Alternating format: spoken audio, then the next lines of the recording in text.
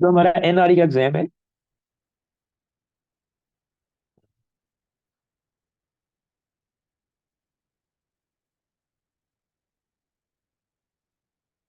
कॉन्ट्री wise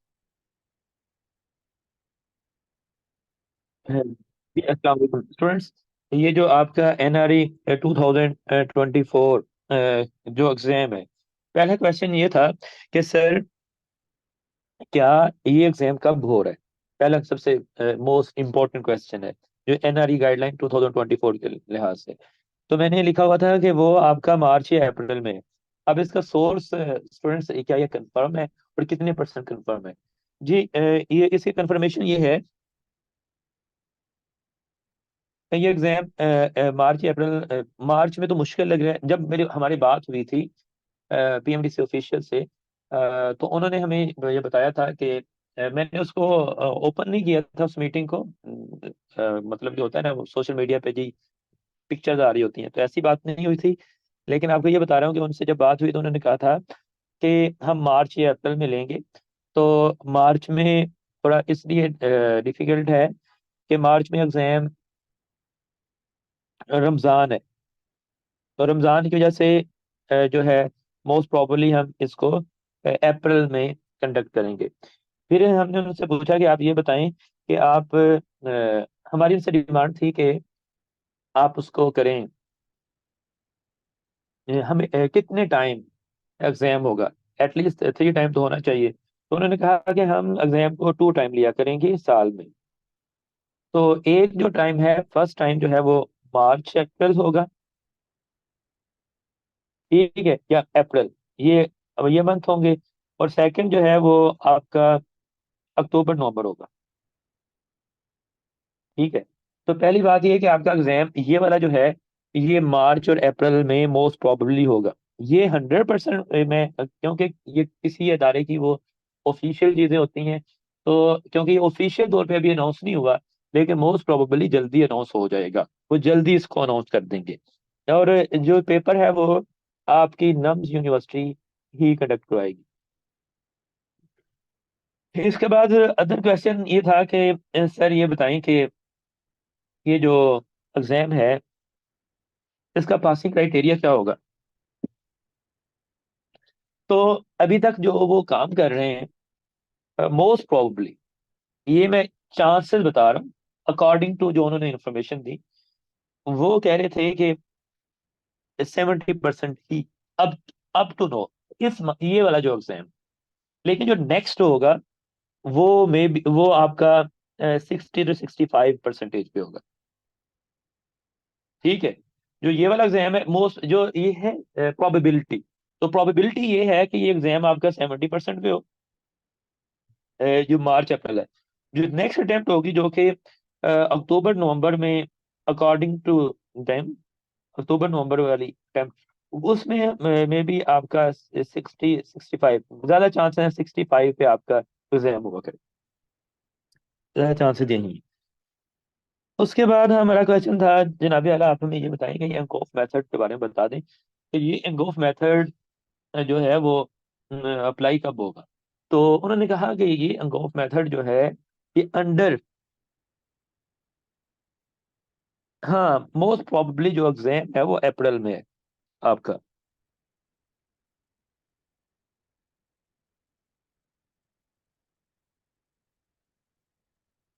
अच्छा, जो एंगोफ method है वो अप्लाई होगा इस एग्जाम पे मोस्ट प्रोबेबली।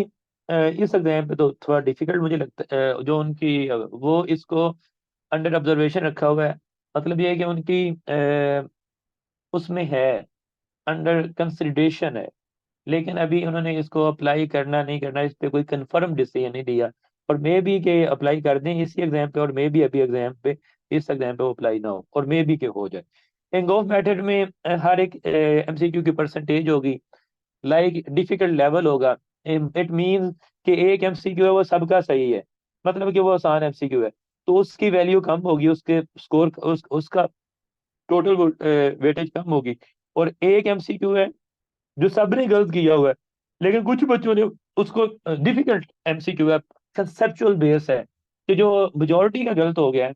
मतलब ये वो वाली बात है हम जो पास एमसीक्यू करते हैं या जो बड़े कॉमन एमसीक्यू होते हैं, अ, वो तो जो रिपीटेड हो जाएं तो वो तकरीबन सारे सही कर लेते हैं। लेकिन जिनके कंसेप्ट अच्छे होते हैं वो कंसेप्चुअल एमसीक्यू करते हैं। तो कंसेप्चुअल एमसीक्यू जो करेंगे वो उनके परसेंटेज कम होगी।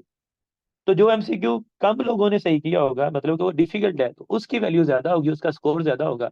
और जो एमसीक्यू सब लोगों ने सही किया उसकी वैल्यू कम होगी। अब इसका क्या मतलब है?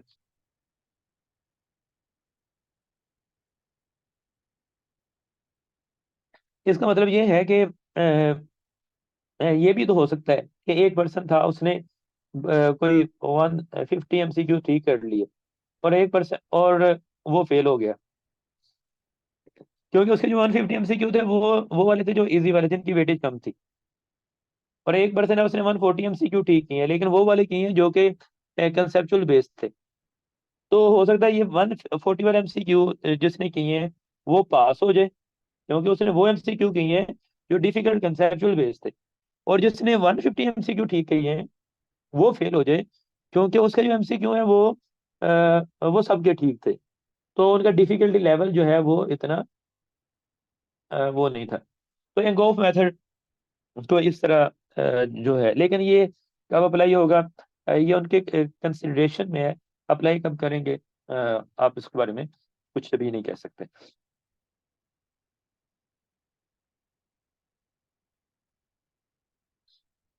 अभी जो एग्जाम होगा वो कंप्यूटर बेस्ड तो नहीं होगा, अभी तो पेपर बेस्ड ही चांसेस है आपके।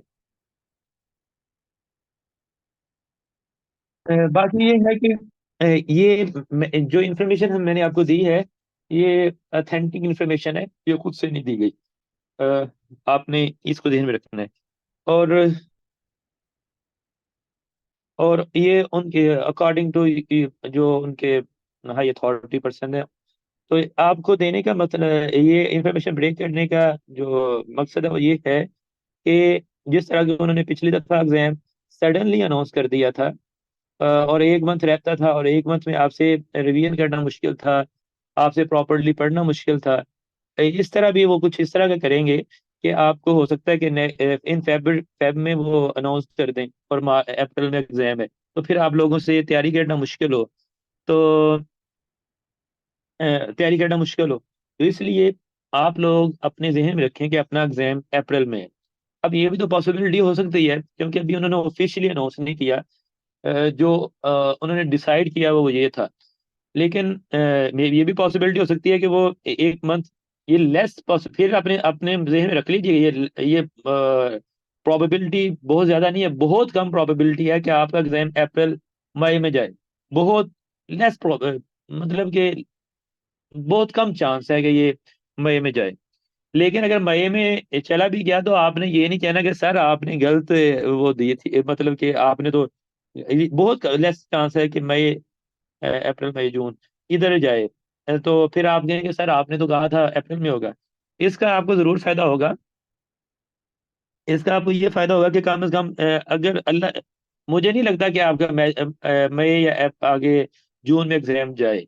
लेकिन अगर चला भी गया तो कोई बात नहीं, आपने तैयारी कर ली होगी, आपको कोई नुकसान नहीं होगा। लेकिन वो लोग जो अभी से ये सोच के बैठे हुए हैं कि हमारा एग्जाम जो है वो पता नहीं अगस्त में है, ठीक है, या वो फिर अगर उन्होंने अनाउंस कर दिया जिस तरह के वो अनाउंस करने वाले हैं, 98%, 95 to 99% चांस है कि वो ये अनाउंस अप्रैल में करने वाले हैं। तो फिर अगर आपने प्रिपरेशन ना की होगी तो आपके लिए चीजें डिफिकल्ट होंगी। ठीक है।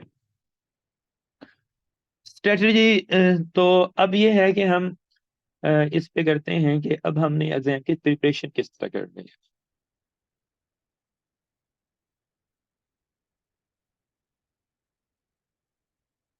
जी, अभी हमारे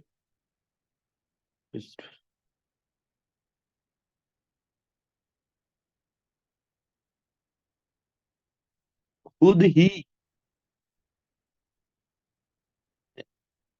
जो है वो थोड़े वो हैं, इट मीन्स के जो आपकी क्यादत होती है, अ, आप उस पे इतना ट्रस्ट नहीं कर रहे होते।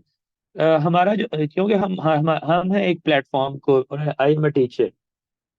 मैं तो आपकी कॉज को वो सपोर्ट करता हूँ। कॉज क्या है, आपके जो राइट्स हैं उनको सपोर्ट करता हूँ। मेरे लिए लीडरशिप आपकी जो भी हो, वो जो भी हो, मैं उसे सपोर्ट करूंगा, और कोशिश करूंगा कि उनको सपोर्ट किया जाए, चाहे वो जो भी लीडरशिप हो।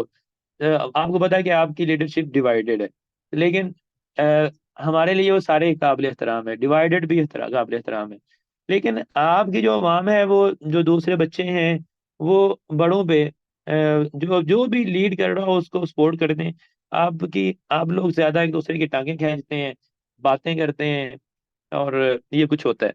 इवन के आपको पता है, जब जिस दिन मैंने ये अनाउंस किया ना कि जब उनसे बात हुई तो मैंने अनाउंस किया कि आपके अप्रैल में एग्जाम है,